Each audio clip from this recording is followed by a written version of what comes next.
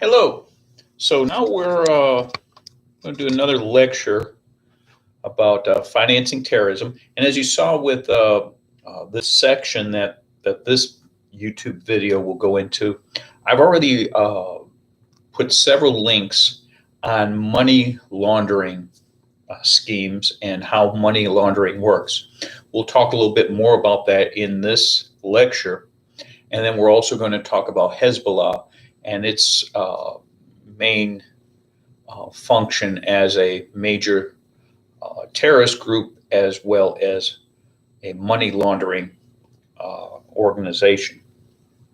So, Hezbollah, that's Hezbollah. Okay? It's defined by the U.S. government as a terrorist organization. Some of the European countries do not consider Hezbollah a terrorist organization, but they just say their military part, their military wing is a terrorist organization. And we'll talk about that split in a little bit, but again, it's hard to differentiate between the two. But Hezbollah basically means party of God. Okay. And it began about in the 1980s or so. There was in the country of Lebanon. Now, Lebanon's a small country just north of Israel and south of Syria. And you've got Jordan to its east. For a long time was a relatively stable and wealthy country, but has gone into a lot of corruption and very weak.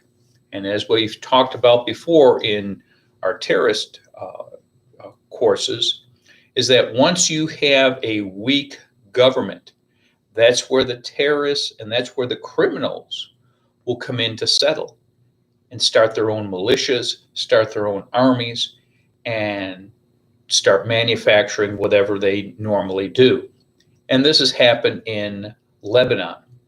The difference in Lebanon is that it's mainly what government functions there are, but the other group is the Hezbollah.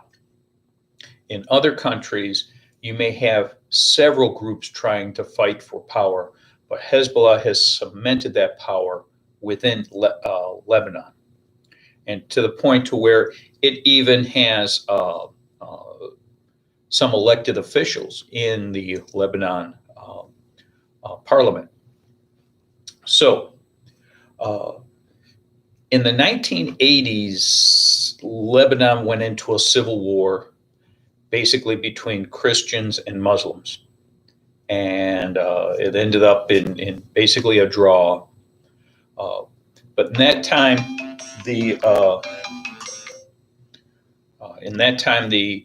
the government became very weak, and so Hezbollah came in as a group.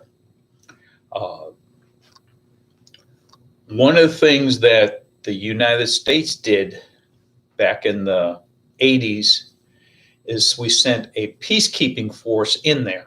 Now, this was really a stupid idea. It was not thought out very well at all. It was during the Ronald Reagan administration.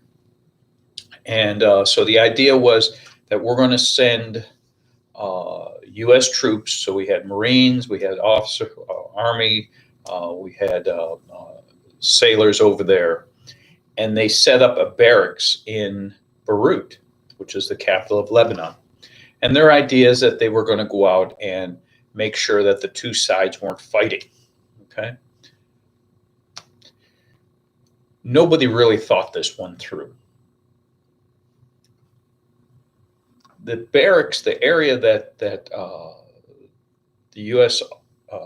Military personnel were in some apartments that they had taken everybody out, and so any type of facility that you want to maintain control over, you make it difficult to set up your ingress roadways, the roadways going in.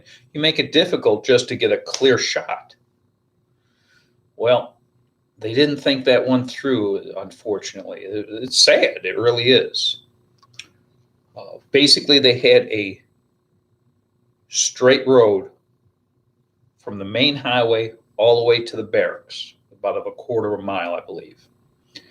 And there was a checkpoint, but the Marines at the checkpoint, because we weren't sure what we were going to really do there, and we didn't want to make things any worse, the Marines at the checkpoints had weapons, but they could not have them loaded. They had to load the weapons once if there was going to be a problem.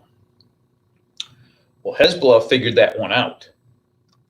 And so they took a truck, loaded it with a bunch of explosives, and drove it straight past the checkpoint to the barracks at night, where most of the soldiers and Marines were asleep, detonated it, destroyed the building, killed well over 240 of our soldiers.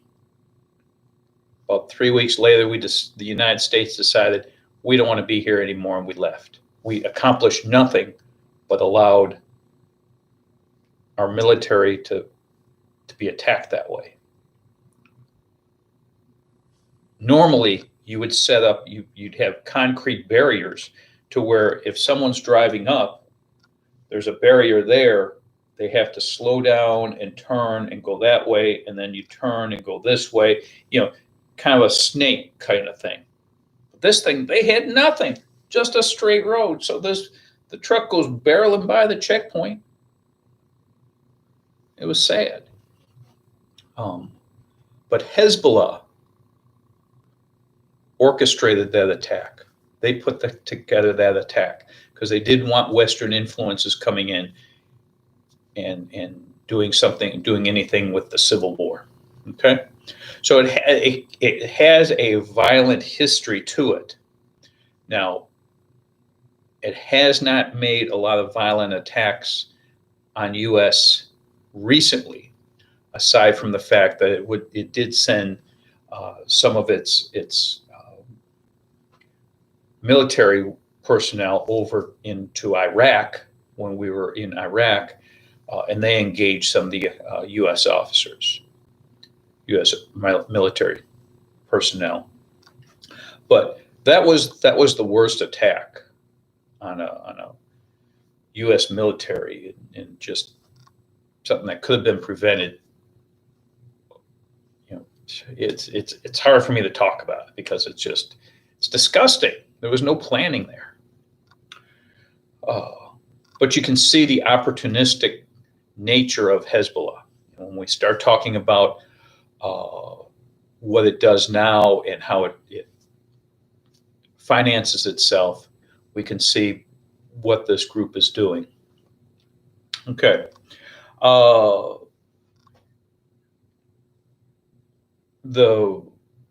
In Lebanon, in Beirut, last summer, there was a big explosion of ammonium nitrate factory or storage area that is believed to have been storage area for Hezbollah and its bomb-making processes. Okay. Okay. Let's see. Where do we got here?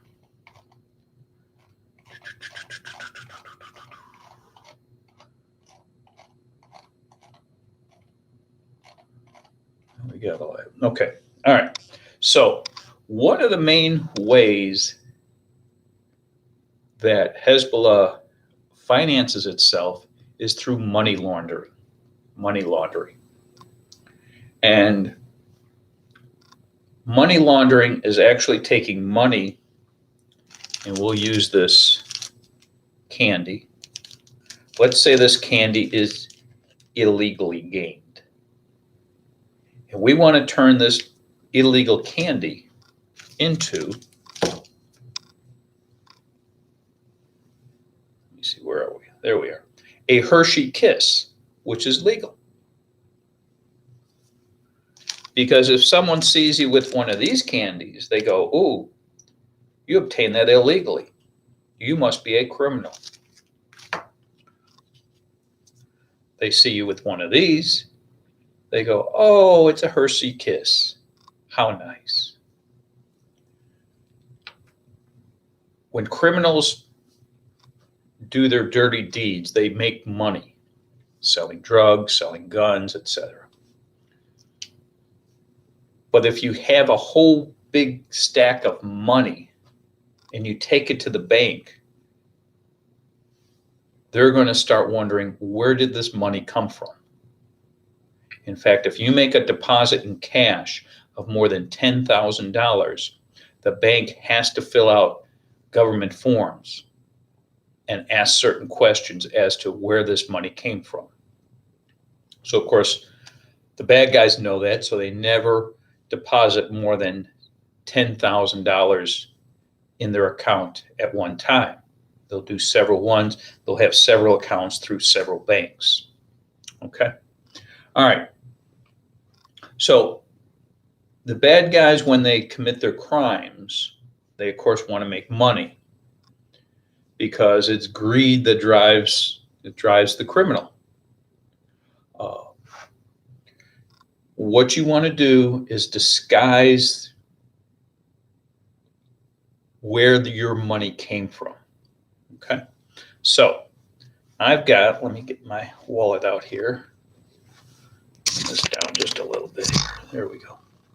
So in my wallet, I've got $20, another 20, ooh, and another 20. Ooh, how exciting. Now, nobody asked where I got this money from. I got it from Chase Bank at the ATM. And it's considered legal. But you really don't know that if I got this at Chase Bank from the ATM, or did I find it out on the street? Did I go up to a homeless person and grab his money that he'd been collecting all day? There's no paper trail. There's no trace of this. When I got this $20 bill from Chase, they don't record all the serial numbers, okay, of each bill that goes out and who's getting them. So you want to take that money and make it look like I got it from Chase Bank. And where did I get that money from? Well, University of St. Thomas sent me a check every 2 weeks for the work I do here. Okay. So we're disguising our money that comes in so it can be used without that detection of illegal activity.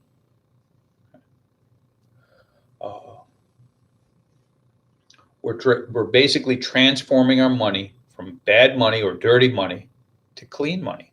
And that's where the concept of laundering comes in. Okay. Let's see.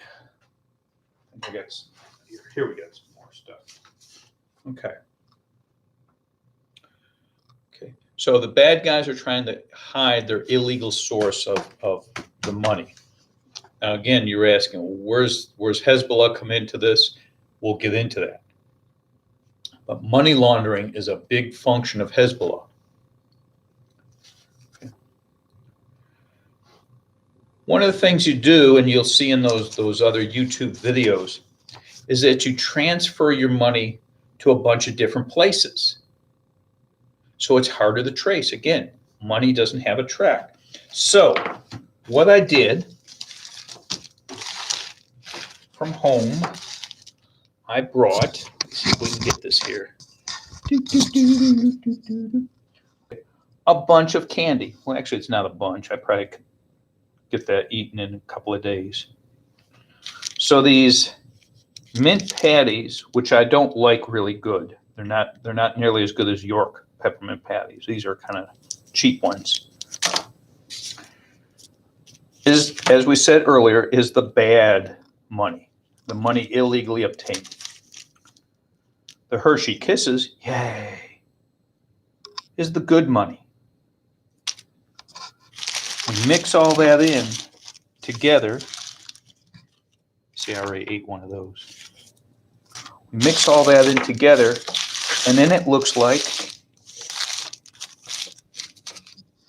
everything is a kiss. Okay? And that's what we're trying to do. See if I get this back up here without it falling. Yay.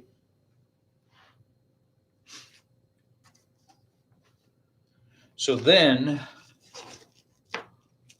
when I go around and I have the Hershey Kiss with me, nobody notices it. They go, oh, you got some Hershey Kisses. How nice. All right.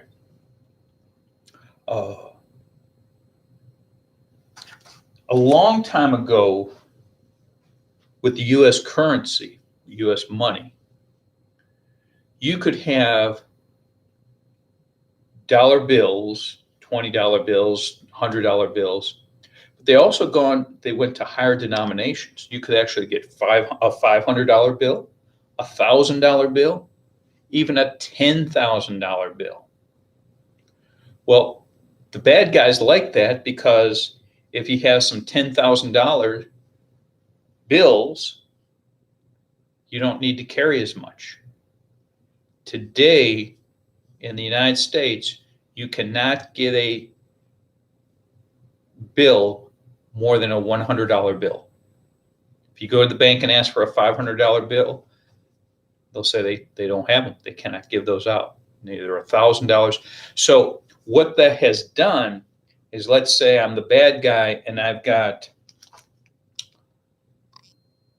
$1 million from drug sales or human trafficking that I have to hide, then I got great big stacks of money. If you watch the TV series Breaking Bad, which was kind of good, got a little exaggerated, but kind of good. That's where old Mr. White, he had the stacks and stacks and stacks of money because all of those were $100 bills or less. Okay. So we got to hide that. We got to do something with that. We can't just put it in a wall like some of the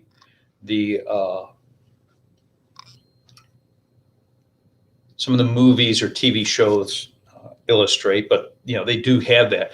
But it's better to send it and make it a legitimate money, so I can buy a new Corvette, I can buy a new gun, I can buy a new house. Okay. Because you see, if I have a lot of money and I can't really explain where it comes from, then somebody's going to investigate, where did you get all that money? Also, when I have a lot of money and I can't explain it, then I also have to pay income tax on it, which again, the bad guys aren't going to want to do. Okay.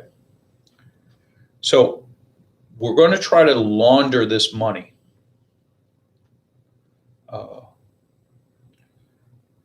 And as we said, it disguises it. And one of the ways to disguise it is to set up a business or bank accounts, multiple small bank accounts. Okay. So as it says in those other videos, and I'm telling you here too, there's basically 3 steps to money laundering. So folks at home ask you, so what'd you learn in Kane's class today? I learned how to launder money. Look at you kind of like, is this a criminal class or is this a criminology class? Okay. You place the money first off in a legitimate financial institution. Again, not all at once. You don't go in with a bucket full of $100 bills and want to deposit those. You have several accounts. And again, you don't go near that $10,000 limit. Okay. So you put it in a financial institution, a bank, or some type of network. We'll talk about that later on, and your videos talk about that. The second thing you do is what's called layering, Layering, layering. You transfer that money through a whole bunch of transactions, investments, to make it very difficult to trace the money back to its original origins. Now, I have my paycheck that I get from the University of St. Thomas, and then prior to my working here, I worked at community colleges, so I built up an okay retirement fund. So my salary I have here at the University of St. Thomas would not pay all my bills. They don't pay that well here. Even though you pay a high tuition, we don't get money from the state. So therefore, my salary is based on your tuition almost 100%. So thank you. When I work with community colleges, about 40% of my salary came from tuition, and the rest of it came from the state. So I made more money. So I've got my University of St. Thomas paycheck. I get every 2 weeks. Then I also have my retirement fund. So about once or twice or 3 times a month, when it's an expensive month, I will transfer money from that retirement account over to my Chase Bank account. And then from my Chase Bank account, I've got 2 other accounts set up, not that money laundering, but I've got 2 other accounts set up, whether I want to pay bills, whether I want to, this is travel money. There's just different things I got set up. Well, when the retirement money comes into the one account, and then I transfer to those other accounts, I'm limited by Chase Bank on how many times I can do that, or I have to pay a fee. And so I think it's 5 transfers I get a month. Certainly if I did 5 transfers every hour, Chase Bank could be starting to wonder, what is he doing with this money? That's a sign of money laundering. So the bad guys are also concerned on, you can't have a lot of transfers from certain banks repetitively. You got to kind of spread it out. But there's bunches of banks, there's bunches of bank accounts that you can set up. That's why when you set up a bank account now, you got to have, in the US, a social security card, some ID, so they know who has that money and where it's coming from. That's trying to fight money laundering. Okay, but you don't have to have a social security card for a bank account.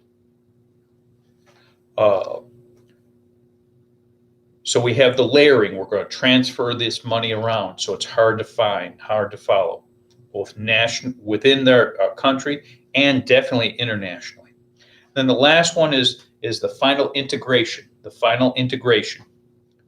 So when the money can be freely used legally without the need to conceal it anymore. So it ends up back, a lot of times in one of the original banks, it's just traveled around so much, it's hard to find where it really came from.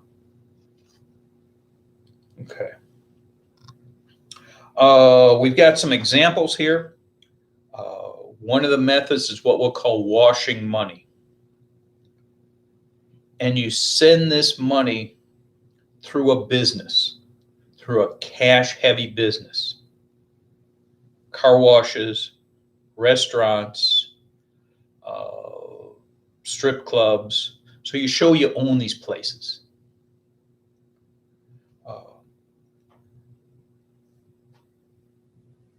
And so you're saying that you made all this money from this restaurant or from this car dealership.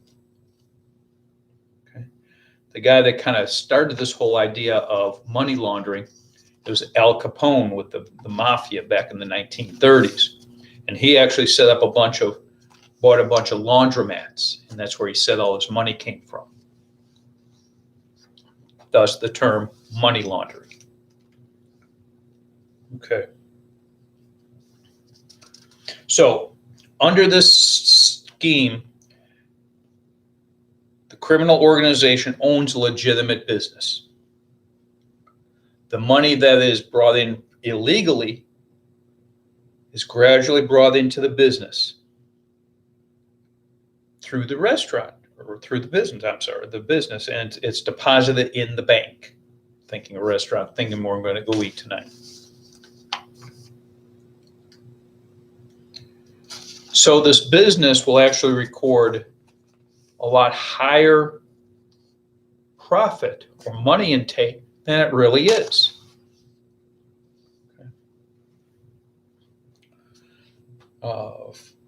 For example, let's say that say I own a used car lot, okay, and I'm there and I've got, about 8 cars there. They're all average about 7, 8, 9 years old. And somebody comes in, you come in, you say, Dr. Kane, I didn't know that you had this. And I say, yeah, I got this as a side job because they don't pay that much at University of St. Thomas. And you look over there and there's a 2012 Ford Mustang. Oh, Dr. Kane, that one looks nice. Yeah, it's a nice car. It's you want to test drive it? Oh, sure. And I give you the keys. You ask if I'm supposed to ride with you, so somebody doesn't steal it. Nah, go ahead. I really don't care if you take the car or not. So you drive it, you bring it back, you go, yeah, I'd like to have that car. Well, I go, you were a great student. You are a great student. So normally I sell that car for $5,000, but today I'll sell it to you for $1,000. $1,000 for a 2012 Mustang? Yeah. So I really got to move this, and that way I take in more money, I can buy more cars, and just keeps this stuff going. You go, great. So you go to the bank, get your $1,000, go to some of the folks at home, help you get your money. You come back, I say, there's the car. See, I got it all washed for you, and I even filled it with gasoline. Oh, Dr. Kane, you're so wonderful. I'm going to tell everybody about how wonderful this place is. That's okay because, I've got enough business. So when I report the sale of that Mustang, I won't say that I sold it for $1,000. I sold it for $11,000. Those dumb UST students, they don't know how to buy a car. So I've changed my books.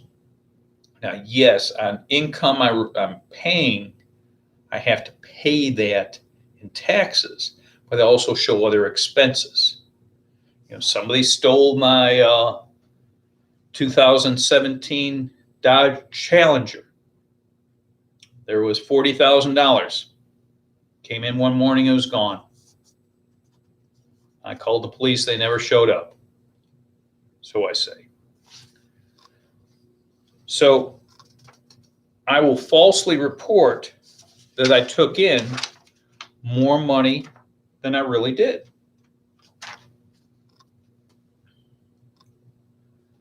I go to the bank and I deposit that $11,000 in my real bank account. Kane's Cars. Kane's something cars. Okay. So therefore, I have cleaned that money because I took the $10,000 from the illegal behavior and I then cleaned it because I got it from the Mustang. Okay. Okay. Now, with the layering, and to avoid my having too big of a tax bill, I disguised the source by depositing extra funds that I may have made into another business. Say I buy a house to then rent it out. And I call you up and I say, hey, how's that Mustang running? And you go, well, not too bad. Not too bad. It has a funny sound in the back, but it's not bad. Got a new stereo put into it. Oh, great. Hey, I just bought a house. If you know anybody that wants to rent this house for $300 a month, it's available. And you go, wow, I was just looking for another place.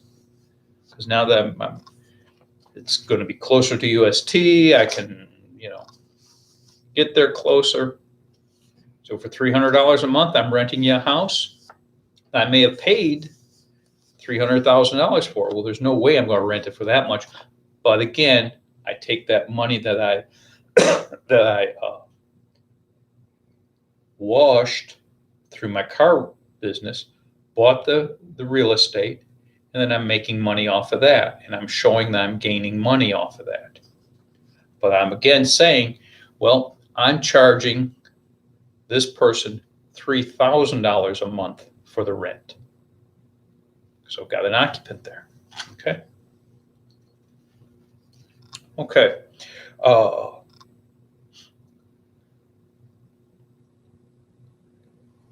We may also set up some fake companies. I see, over there on Montrose, there used to be a restaurant called Black Labrador.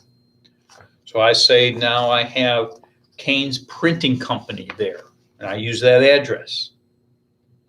And I've invested money into there. I never put any money into that. I may have a bank account for Kane's Printing at whatever address that is, but it's a fake company. So therefore, I'm hiding more of the illegal money. Okay. So you pass your money through multiple areas, multiple businesses, multiple transactions. Okay. I may go to Louisiana to a casino, or to Las Vegas to a casino, and I'll come back and I'll say, I did really good. I can play poker really, really good. And I made $15,000 playing blackjack at a casino. So I'm disguising it through there. Invest in financial markets.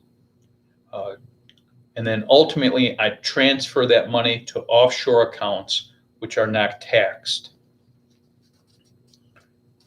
Okay.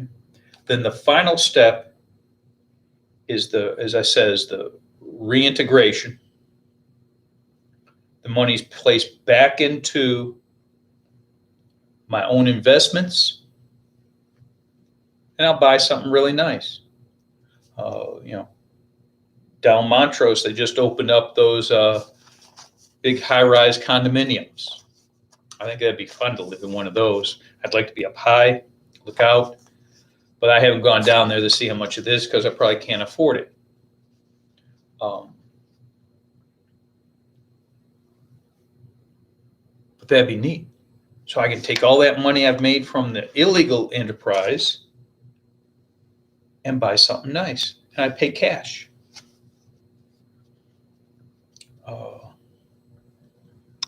I can even buy another business in which I can funnel more of my illegal money in. So remember again, basically, you're not making much money off of these businesses. Your big income is the illegal activity: drugs, guns, human trafficking. Okay. Turn the page. Okay. All right. So that's been 34 minutes. We're going to stop there for now. And we'll cover some more about money laundering, quite a bit about money laundering, then into Hezbollah. I'll probably start that into the next week. As far as I know, we're going back to, you can either be in class or you can Zoom in. So you get to, if you're in class, you get to see me, sort of see me with a risk, and we'll be taking it from there. So that's all we got for now.